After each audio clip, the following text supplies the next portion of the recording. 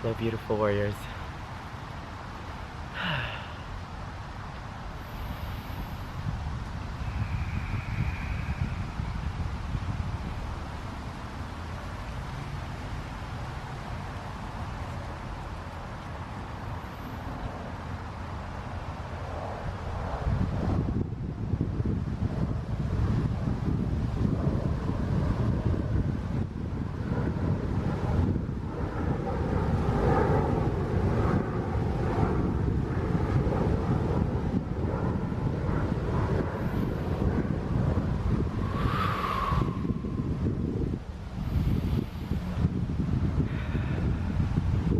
Do you hear that, beautiful warriors? This is the sound of the wind.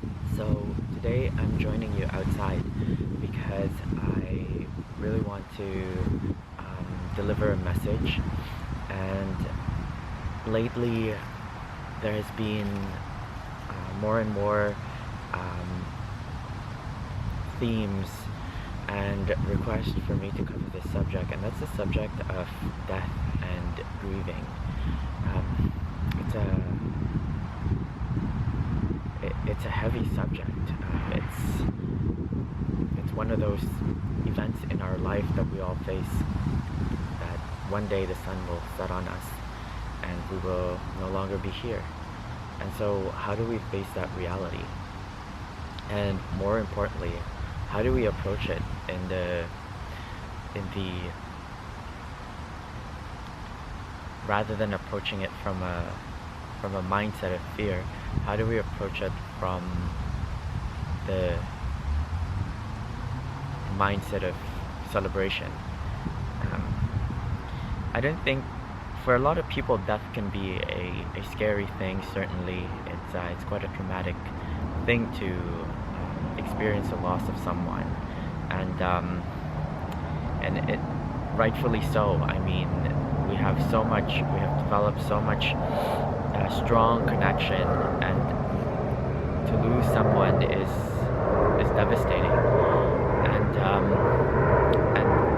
this is by no way means to take away from that experience. In fact, it's to elevate that experience, because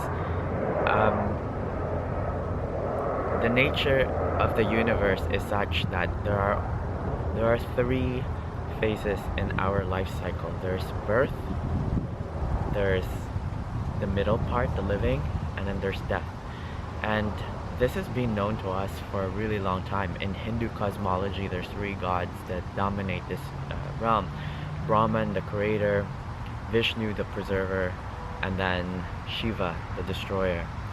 And so a lot of people really like to focus on the beginning and the middle part, but I have a really hard time accepting the last part of our existence on this earth, at least.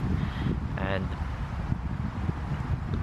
what if we ask, where does this belief come from, that death is seen as almost like a bad thing? It's an undesirable thing. When we go back to ancient civilizations, we can see that death is very much a very close part of our living existence. We are always reminded by death, perhaps because back then death was, as I said, closer to us, had the ability to reach and grasp and take the people around us very easily. And perhaps this created a mentality that is a little bit different now that in the modern times we have the ability to prolong our comfortable existence here. So back then, let's take ancient Egypt for example. The average lifespan of an individual, like I would be considered in my 30s, I would be considered elderly. Like by this time I should have had a family, and I'm already preparing for death. So there is that anticipation that death is coming, and they prepare, especially the ancient Egyptians, prepare for death all their life because they know it's coming, and they didn't see death as the end. They saw it as another life. So the Book of the Dead that we call now is actually the book of the living. In ancient Egyptian language, it's actually called the book of the living by day. So it means that, it's not the end, but rather the beginning. Now, all of us have different beliefs around what happens to us about death, and that's not the point of this conversation. I think what I'm trying to emphasize is that death is inevitably going to be a part of our conversation with life. And at some point, I don't know when, I won't be here. Now, at least in this dimension, or in this realm, or what have you. If you believe in life after death, or perhaps reincarnation, that may be a different story. But nonetheless,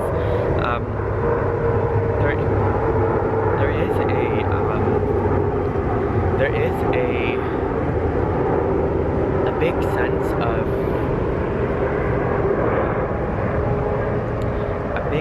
of uncertainty with death, and I think that's one of the reasons why it's difficult for a lot of people. I remember my first experience with death, and that was when my grandmother died. I was young, maybe I was around 4 or 5 years old, and I grew up in a Christian household, Protestant Christian, and they taught us that, if a person is good, then the person will go to heaven after they died. So when my grandmother died, and I saw my mother crying, and she was crying so hard, and it was almost as if she had lost her sanity almost, because she was wailing so much, and I've never seen my mother like this. It was kind of confusing for me as a child, to see my mother to be so distressed, and I was used to seeing my mother as the person who knew what to do in stressful situations. So seeing her completely, utterly devastated and distraught by this event, I was really confused at the time, and I didn't really understand what was happening. But I remember talking to my father and asking him, Dad, like, if grandma is dead now, and she's been good all her life, shouldn't we be happy, because now she's going to be closer to God? She can stay there, and if heaven is so nice, then wouldn't it be lovely that she's going to be there for the rest of her existence? And my dad didn't know what to say, but honestly, genuinely, that was my first encounter with death. Seeing my mother go through this tremendous suffering, and then me wondering, wait a second, if we want the best for this person, wouldn't we want them to go so that they can live happily ever after? And of course, it's not as simple as that, and I'm not minimizing the grief process. In fact, the grief process is entirely what is crucial into this into this healing process. And I think what death really has to show us is this, our finite, like our impermanence, our fragility, that we can't stay here forever. We have a due date, all of us. We don't know when it is. It could be tomorrow. For me, I don't know, but we're not going to be here for the rest of our existence, at least. And that, to me, is something to be celebrated. First of all, like, I'm just gonna pause here because I'm feeling cold and I need some hot chocolate.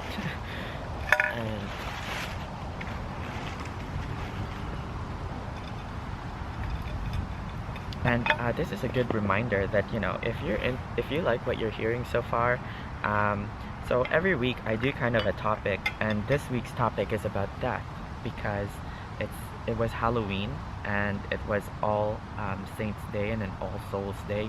And if you want to know more about the history of that, and how it pertains to our daily lives, I wrote a beautiful, beautiful email newsletter about how I related my grandfather visiting me in the form of spirit, in this case a yellow butterfly, which happens to be my favorite color, and also the name of the flower that it was named after.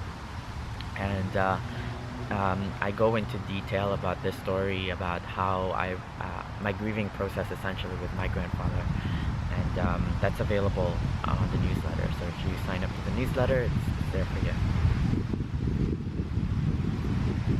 Okay, so it's getting dark, but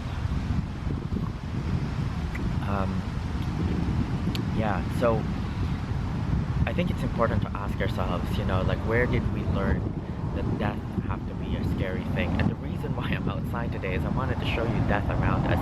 Death is very much a part of life. It's autumn, and so all of the trees are basically shedding their leaves now and preparing for a period of dormancy.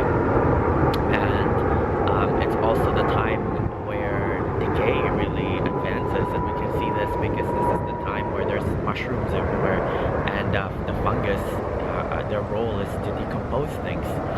So we're always reminded by the death, and the grieving process is the grief that comes with it.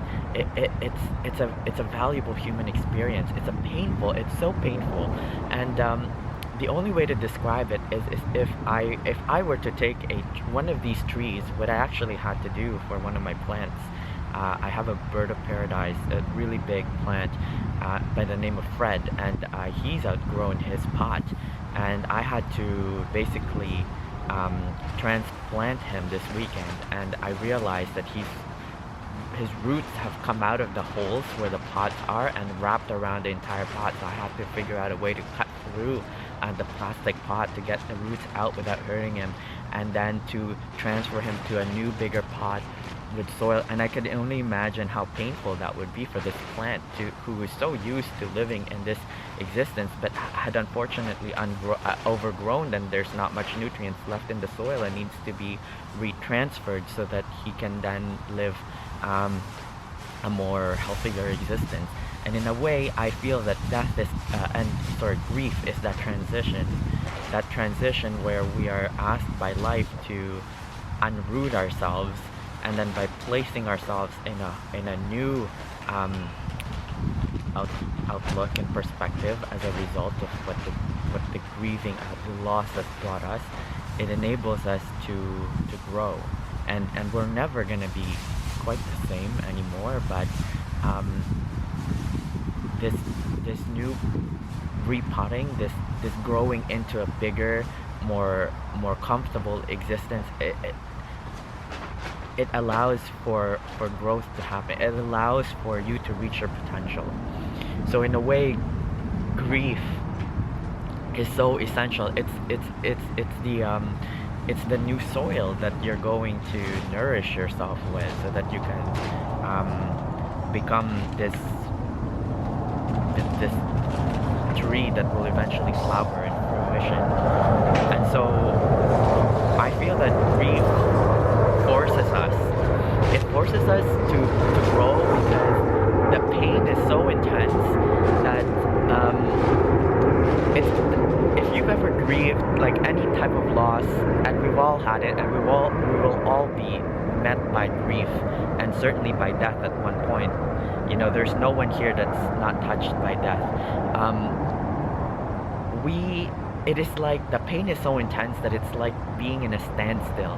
It's almost as if the time itself had stopped, and all you can feel is this slow and pain, like in your heart and in your body and in your mind and your soul, and the only thing that you can do is cry, and the process is so exhausting.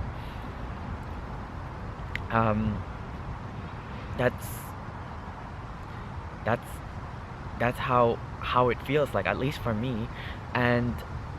But at the same time, it's odd, because the world keeps going. The sun keeps rising and setting. It doesn't just stop there. So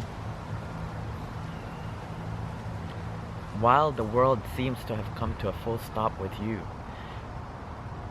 the world keeps going as if it's mercilessly unaccommodating to the fact that you are in pain and in sorrow. Yet there's comfort to that, knowing that the sun will rise and the sun will set, no matter what you're going through, no matter whoever's going through.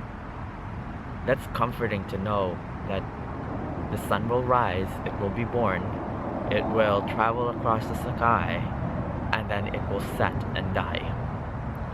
It's in front of us every single day.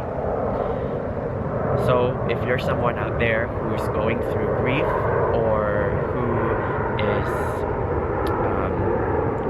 have been touched by death recently, I know this has been a really sensitive subject for a lot of people, especially in the last year.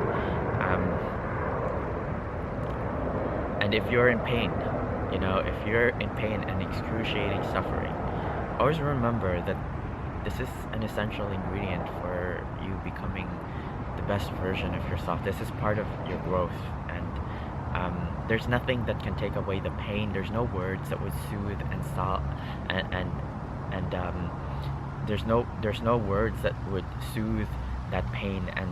And I encourage you instead to use that pain and that sorrow and that grief, and don't let anybody tell you how you should or should not be grieving. It's important to honor that. It's important to give as much celebration to death as we did with life. They are equal in value. The celebration of life and the celebration of death are equal. In the eyes of nature, they are equal. That's all I have to say. I know the part 3 of the Filipino Hilot massage the part 2 was cut off, so I'm gonna put the part 3 at the end of this. Enjoy, everyone. Take care. Thank you for tuning in thus far, beautiful warriors. If you enjoyed this content and found value in it, consider signing up to my newsletter. This week, I'm going to be releasing a podcast episode more on the subject of grief and dying. You can do so at traumatransfiguration.com. And if you would consider supporting me on Patreon, that would really, really help out a lot. You can do so at patreon.com/Theodore Castasis. Now, enjoy the rest of the Filipino Hilot massage.